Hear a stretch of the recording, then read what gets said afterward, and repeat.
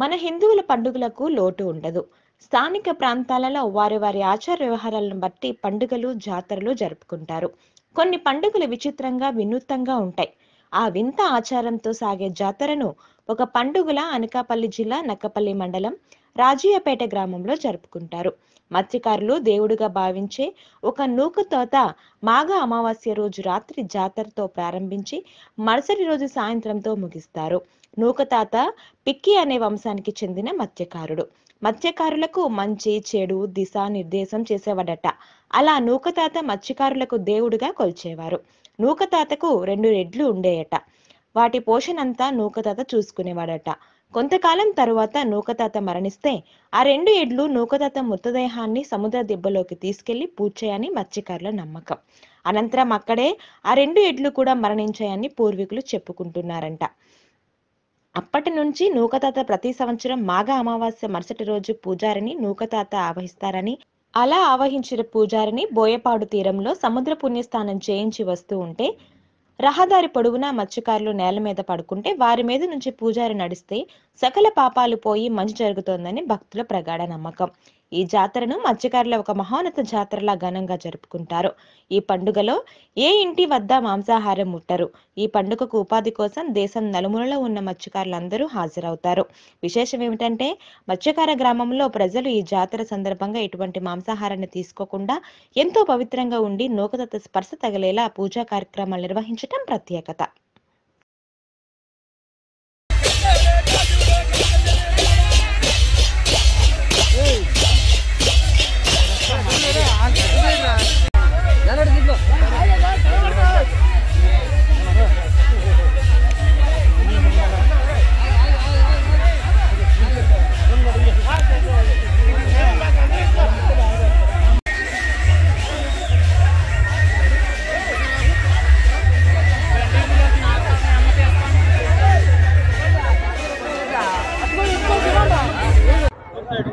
అది రాజపేట అండి.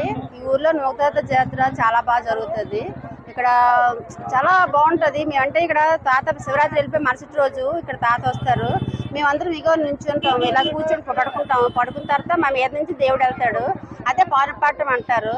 అలా పడితే మాకున్న బాధలు కష్టాలు తగ్గిపోతాయి అనేసి మాకు ఒక చిన్న ఉంటుంది. అంతే ఇంకేం మాకు మంచి జరుగుతుంది అనేసి మాకు నమ్మకం తాత మీద. చాలా బాగుంటుంది. మైక్ సెట్లు అన్నీ బాగా పెడతారు. లైట్ సెట్టింగ్లు అవి బాగా పెడతారు. ప్రతి సంవత్సరం మేము పాల్గొంటామండి. ప్రతి ఒక్క సంవత్సరం ఏ ఊర్లో ఉన్నా ఈ రాజపేటలో పుట్టి పెరిగిన వాళ్ళు ఎవరైనా సరే ప్రతి చిన్న ఊర్లో వెళ్ళిపోయి బ్రతుకుతారు. ఎక్కడ బ్రతికినా ఈ పండుగకి మాత్రం కంపల్సరీగా హాజరవుతారు. అండి మా గ్రామ పెద్దలకి, మా ఊరి గ్రామ దేవతలకి, మా నాగతాతకి అంటే ఈ తాత కథ మా తాతలు చెప్పారు. మాకు ఎలా చెప్పారంటే మా ఊరు పెంకెళ్ళి దెబ్బని కరవాకిన సముద్ర పక్కనే ఉండేవాళ్ళండి మా వాళ్ళందరూ. అలాగా ఏటకెళ్ళి కొన్ని రోజులు అయిపోయిన తర్వాత ఆ రోజు కార్తీక పౌర్ణమి అంటే నోములు వేసుకుంటున్నారంట. కార్తీక పౌర్ణమి వచ్చేస్తుంది, చింతపల్లి పర్వతం ఇరిగి పడిపోద్ది, వాయుగుండం ముంచిపోద్ది, వెళ్ళిపోతారు. 2 అంటే చేపలు ఎక్కువ నాగడంలో నాశ పుట్టేసి అలా ఆగిపోయారంట. ఆగిపోతే ఆయన వాయుగుండం వచ్చి ముంచేసిందంట. ముంచేస్తే ఆ ఊరు వదిలేసి మిత్తిరాజపేట అని మా వాళ్ళు వెళ్ళిపోయారు. వెళ్ళిపోయి కొన్ని రోజులు నివాసం అక్కడ ఉన్నారంట మిత్తిరాజపేటలో. అక్కడ దుర్గమ్మ గుడి కట్టుకొని అక్కడ పూజ చేసుకున్నారండి. అలా కొన్ని రోజుల తర్వాత మన కొలవిరితో మనం మెరిచిపోతాం, మన ఊరు మనం పోదాం. అలాగని ఒక రాజీ అన్న అతను ఈ ఊరు వచ్చి ఇల్లు కట్టేట్టుకున్నాడు.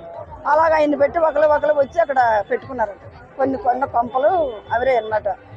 పెడితే ఎక్కడికి వెళ్తున్నావురా నువ్వంటే రాజీపేట వెళ్తున్నానంటే ఆయన ఆయన ఇల్లు కట్టుకున్నవాడు కాబట్టి ఊరి పేరు ఆయన పేరే, రాజీ పేరే.